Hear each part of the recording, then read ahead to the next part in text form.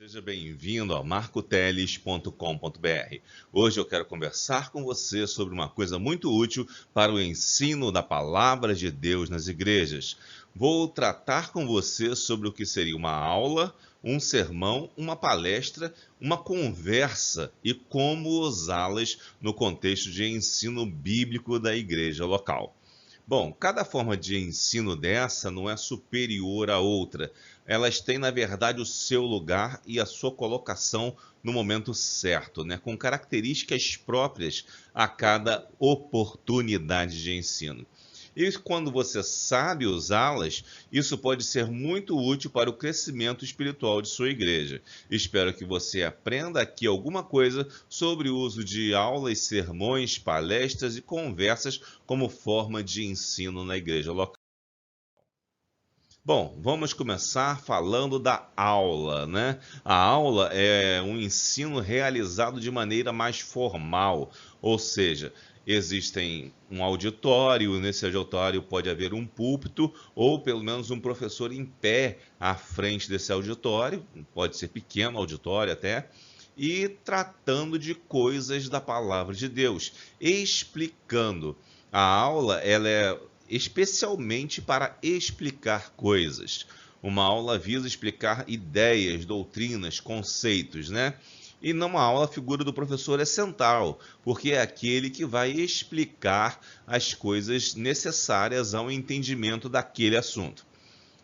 Numa aula se utiliza tanto a preleção como recursos didáticos. Dentre os recursos didáticos, podemos citar o projetor de slides, um flanelógrafo que está entrando em desuso ultimamente, um quadro negro que também tem entrado em desuso em várias igrejas, mas ainda é um recurso bem utilizado. E quanto à preleção, é um sinônimo de palestra, de você falar, de você explicar alguma coisa. Isso que significa preleção, que às vezes algumas pessoas não sabem o que significa preleção. A duração de uma aula é recomendado que não ultrapasse 1 hora de ensino, porque nesse período as pessoas vão conseguir compreender o assunto, assimilar o assunto e discutir o assunto e tirar suas dúvidas. Essa é a ideia de uma aula. Ela tem que ser um tanto quanto interativa para que as pessoas possam se comunicar e tirar dúvidas e entender melhor o ensinamento bíblico.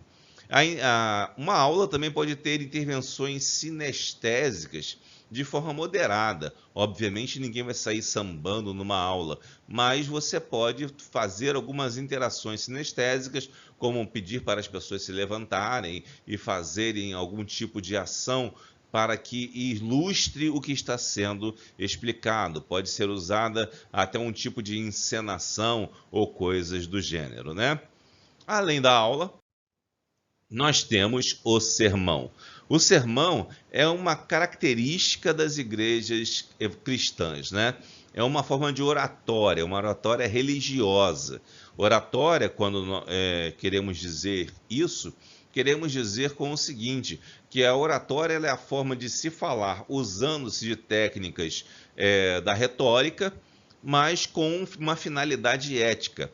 A retórica em si, ela não tem finalidade ética, ela é simplesmente uma técnica. Mas quando ele é atrelada a uma finalidade ética, ela se torna um tipo de oratória. E oratórias existem em vários tipos. Existe a oratória religiosa, existe a oratória política, existe até uma oratória didática, existem vários tipos de oratória. Mas especificamente na igreja, a oratória cristã é o sermão, que também é chamada de homilia, e daí vem o estudo da homilética, que faz com que venhamos a saber como pregar um sermão. O sermão ele tem uma característica muito importante, que é que ele deve ser objetivo e direto. Sua função é comunicar com eficácia, né? Pois a eficiência cabe ao Espírito Santo. Às vezes você pode pensar assim, o que é eficácia e o que é eficiência? Eficácia é comunicar da forma certa ou fazer as coisas da forma certa, atingindo sua meta desejada. Eficiência é fazer aquilo não só com eficácia, mas também da melhor forma possível, ou de uma forma melhor do que outras pessoas. Um pregador não pode ser eficiente, um pregador só pode ser eficaz, porque a eficiência, a boa obra, a qualidade da pregação ela é dada pelo Espírito Santo. A eficácia está mais ligada ao fazer direito e a eficiência está ligada mais à qualidade do que foi feito, né? Então, a qualidade de um sermão ela está mais atrelada ao Espírito Santo no coração das pessoas. Por isso que você não vai ver um pregador que seja um pregador honesto falando que faz um sermão eficiente. Se falar, não sabe o que está dizendo, pode estar apenas enganado.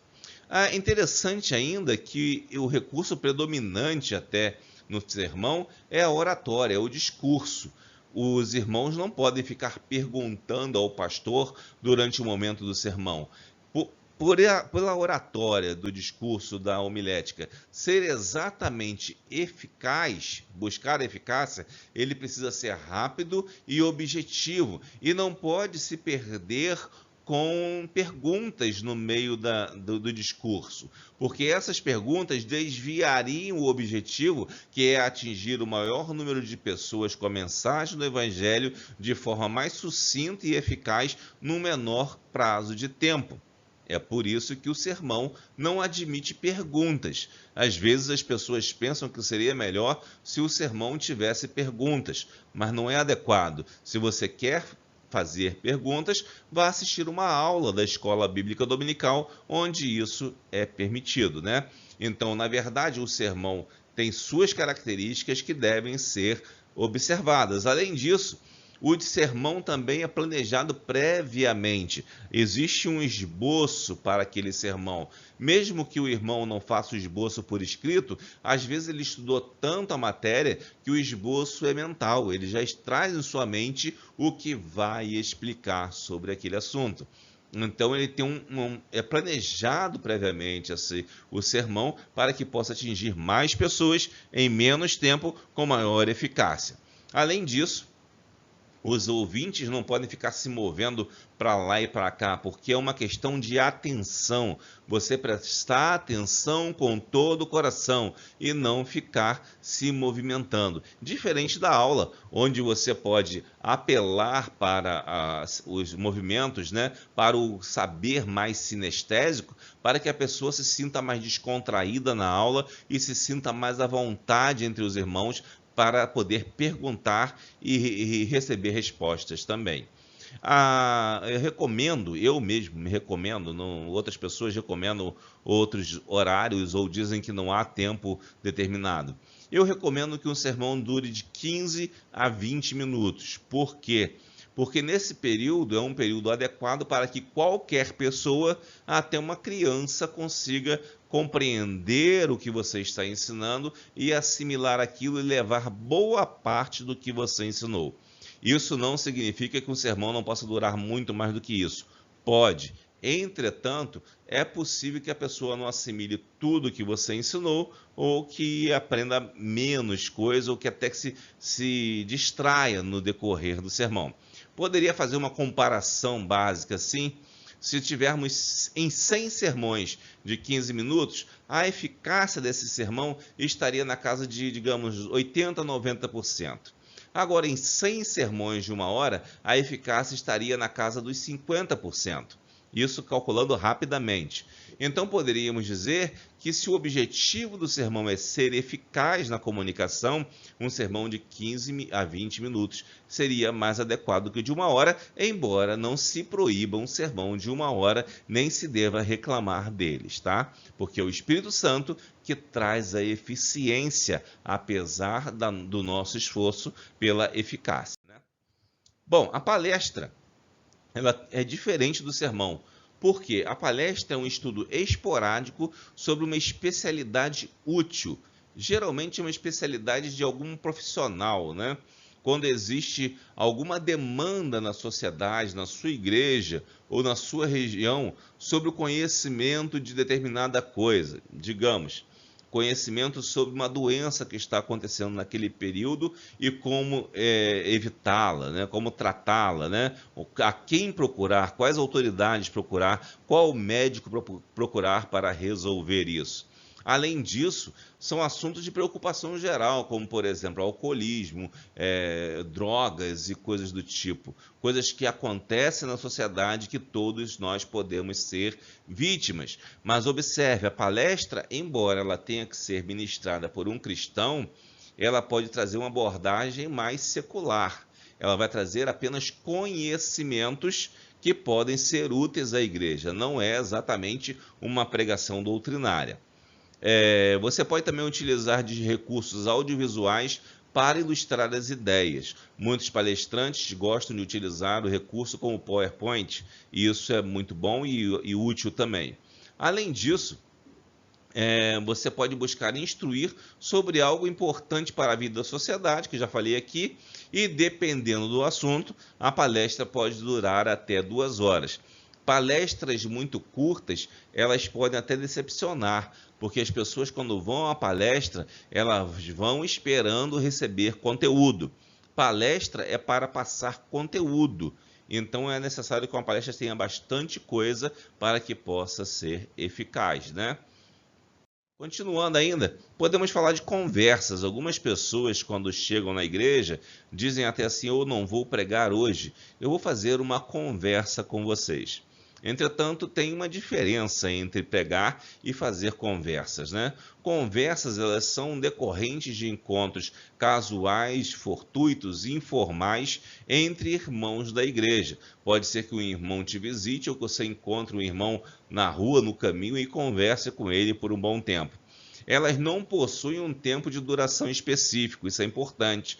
Você pode receber uma pessoa na sua casa, ficar sobre horas, durante horas, falando sobre um determinado assunto e não ver diferença nenhuma, nem perceber que a hora passou. Quando você olha para fora, já é de noite. Então a conversa, ela não tem uma duração específica. Assim como ela pode durar muito, ela pode também parar abruptamente. Então a conversa não tem essa característica, né, de ter um tempo específico. E além disso, ninguém dirige a conversa. Eu não posso ser dono da conversa como se fosse um professor ou um pregador. Não, ao contrário. Você deve deixar com que a conversa flua, com que todos possam falar e cada um satisfaça a sua curiosidade e o seu interesse sobre o determinado assunto.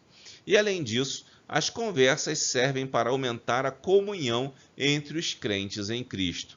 Os crentes verdadeiros, quando eles conversam entre si, eles estão falando de coisas abençoadas e abençoadoras.